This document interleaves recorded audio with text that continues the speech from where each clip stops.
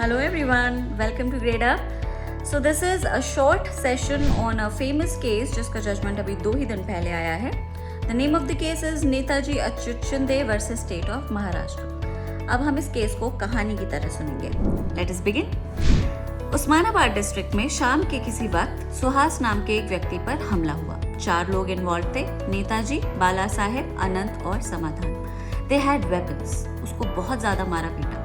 बहुत सारे लोग थे वहाँ पे, पर हिम्मत किसी की नहीं हुई मदद करने की because they had weapons.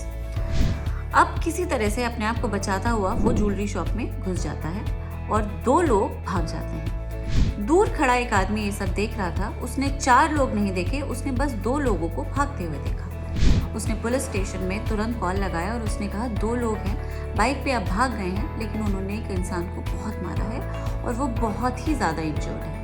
Police आती है, सुहास को हॉस्पिटलाइज किया जाता है. सुहास अपने स्टेटमेंट्स देता है और वो बताता है कि मुझे मारने वाले 4 लोग थे और वो चारों के नाम को मेंशन कर देता है. Later on the same day Suhas succumbs to his injuries and he dies.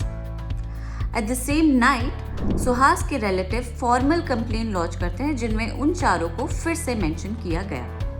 Trial court में जब ये केस चला तो बाला साहेब और नेताजी के खिलाफ कोई भी एविडेंस प्रॉपर नहीं था, due to which they got acquitted. Samadhan got convicted because his name was expressly mentioned in the FIR. Anant fled the process and was declared an absconder.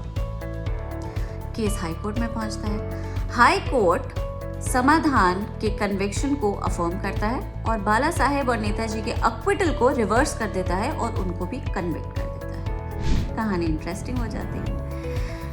अब केस सुप्रीम कोर्ट में जाता है. तो क्वेश्चन जो था इस केस में वो ये था कि जो FIR लॉन्च हुई शाम को, जो उस इंसान ने फोन के थ्रू की थी, उसमें तो हमारे नाम नहीं थे, तो हम लोगों को कैसे आपने कन्विक्ट कर दिया. बाद में कंस्पिरेसी के साथ बहुत सोच समझ के रात में हम लोगों के नाम को जबरदस्ती कंप्लेन में ऐड कर दिया गया. This is not fair. We were not involve. Supreme court finally उनको चुप करा के कहता है, और अब ये पोजीशन प्रेसिडेंशियल वैल्यू होल्ड करती है, कि फोन पे लॉन्च हुई एक क्रिप्टिक इंफॉर्मेशन जिसमें फैक्ट्स क्लियर नहीं है, अक्यूज्ड की आइडेंटिटी क्लियर नहीं है, कॉग्निजेबल ऑफेंस का कमीशन भी क्लियर नहीं है, उसे FIR नहीं माना जाएगा.